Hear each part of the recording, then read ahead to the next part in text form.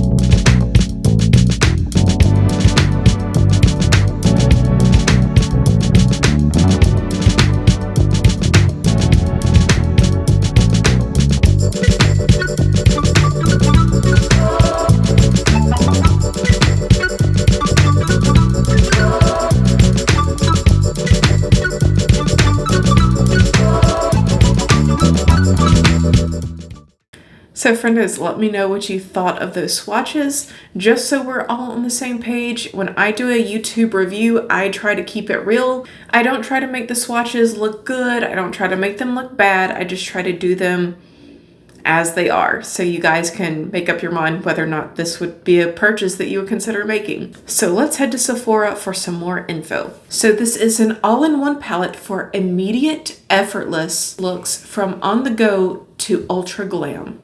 Okay. Nouveau palettes reinvented mattes and multi-dimensional metallics leave everything to your imagination. So I'm sure you guys have noticed the pan sizes are pretty much twice as big as what they normally are. So here is Norvina, just so you guys can get an idea about sizing. The pans are twice as big. There's no brush, so that allows for more pan space. And the palettes are pretty much the same size. Let's see. Actually, I think Norvina's a little bit bigger. Sorry, I'm drawing. Okay, so it's just ever so slightly bigger. Now, whenever you guys are done watching my video, there's something that I would like for you guys to do. Go to Jen Phelps's page. I'll try to remember to link it down below, and look at her side-by-side comparisons of palettes to launch within the last year and a half. There are some very similar color stories out on the market. My sister even pointed out to me that this looks a lot, and I mean a lot, like Jaclyn Hill's most recent palette. So there's a chance you already have something similar in your collection. However, I'm sure they're not exactly the same. I don't think anyone copied anyone else. You know what I think, you guys? Here's the tea. You know, TikTok has kind of taken over, and I feel like there's a younger crowd that's kind of drawn into the whole makeup realm on TikTok, and that's fine. But most of the younger people, I know, especially for myself, when I was first getting into makeup, I was really into flattering makeup and just beautiful color stories, and I wasn't as into artistic and dramatic makeup like I am now that I'm an adult. But me being years into the game, I'm more drawn to more artistic and vibrant looks more so than just pretty makeup. And there's nothing wrong if you like pretty makeup. Guess what? Palettes like these are gonna be your jam. So I think a lot of makeup companies are kind of capitalizing on that just pretty girl color story. Anyways, that's my take. But enough of my prating. The time has come to do a look. So first off, guys, let's go in with the shade Metro.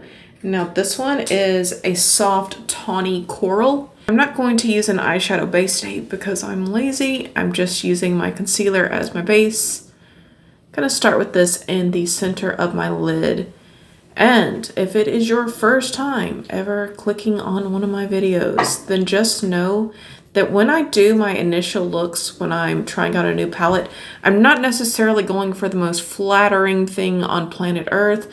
What I'm actually trying to do is try out as many shades as reasonably possible in one go. So Metro went on nicely. It looks the same in the pan as it does on the eye. Next up, I'm going in with another matte shade, the Fleur. That sounded so gross. I should have done it with the French accent. Fleur.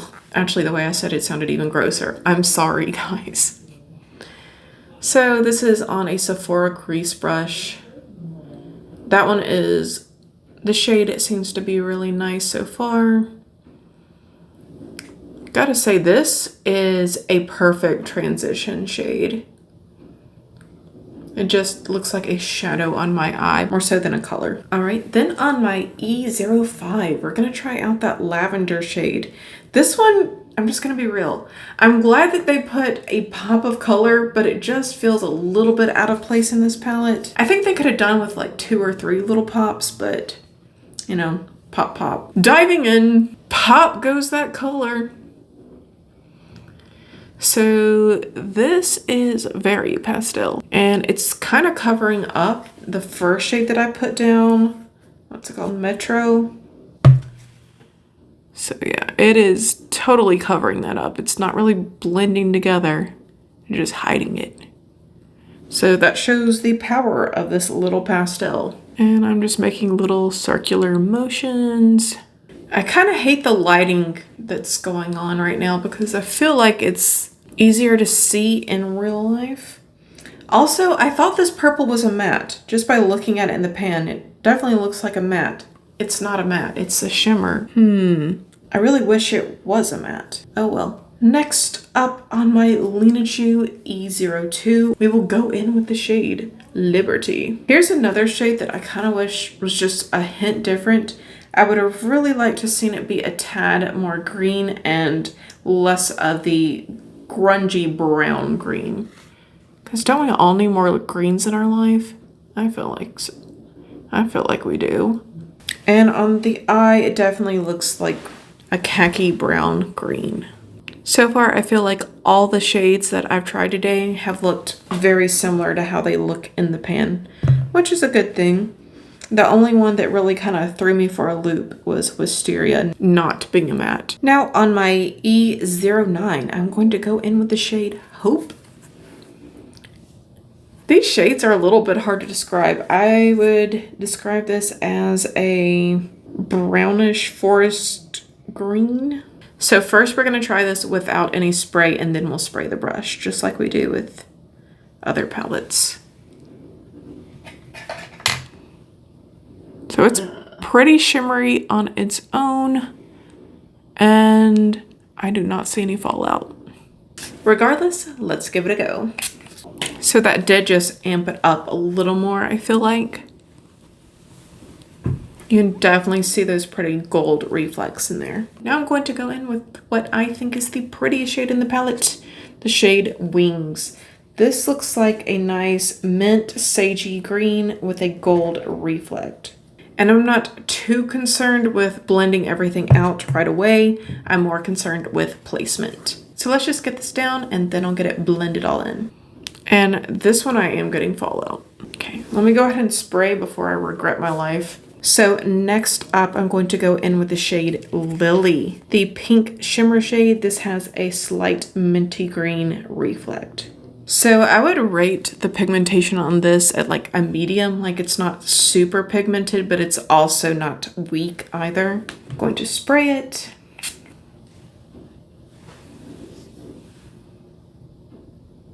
And lastly, because I think we're running out of room on my eye, we will go in with Isle. Now Isle is sort of a soft pink with a gold reflect. I'm just going to go ahead and spray this. Why? Because I saw the fallout as soon as I pressed into this. Okay, now I'm going to take a few minutes and get all this sort of blended together.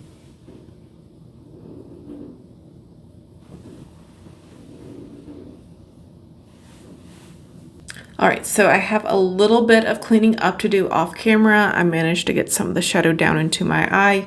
I'm gonna try to get that brushed away. We'll see what happens. Then I will do my other eye off camera as well and be right back to you guys. Y'all just stay tuned. And now, friendos, I'm back. Let's say we finish up this look with NARS Aragon.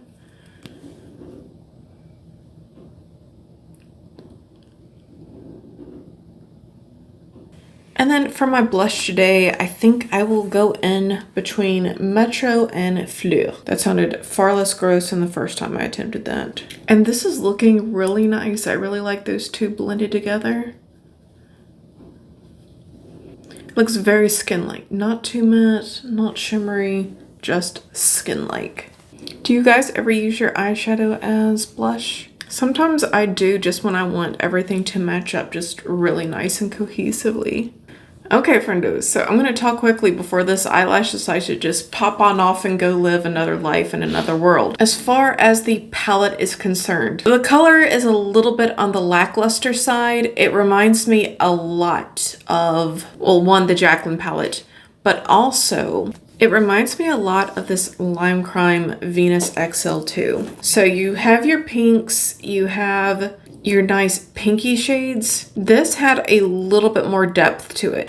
I wish that they had continued with that same trend in the Nouveau palette. Also, this is pretty crappy quality in my opinion. I did get one of the first editions, so it might be reformulated now, but and looking at these side by side, give it to me.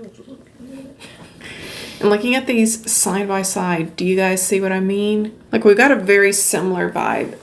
Another thing that I would personally like to change about this palette is I wish that there were more mattes in the palette. The purple one is not a true matte. I don't think Paloma is either. It's more of a satiny matte. Wisteria is definitely more of a satin, but still I wish that they were just flat mattes. And in a perfect world, I would have an almost equal ratio of mattes to shimmers, but you know, it's not my world. It's Anastasia's world and we're just living in it. And for those of you who are still kind of on the fence about whether or not you're digging this color story or not, I would say that if you have a really nice light pastel palette, this would likely pair well with that. Again, I would have appreciated a little bit more depth. Overall though, this is pretty girl makeup. If you liked this color story, if you feel inspired by it, if you can think of several looks that you would like to do with this palette, I would feel safe in recommending it to you because, I mean, the quality is definitely there. I do think that everything was very blendable. I think the shimmers really showed up to the party. As far as formulation is concerned, it is all good. So friendos, I'm going to call it there for today. Please give this video a like if you enjoyed it. Let me know what you think of this amazing, fantastic look that you see right here. I, of course, am being facetious. Of course, thank you for choosing to spend your free time here with me and watching my review. If you watched all the way to the end, well then a second thank you to you. And if you haven't done so already, then please subscribe, because if not, we'll both have to live in the sorrow of never knowing what could have been. Okay, guys, have a fantastic rest of your day. Bye.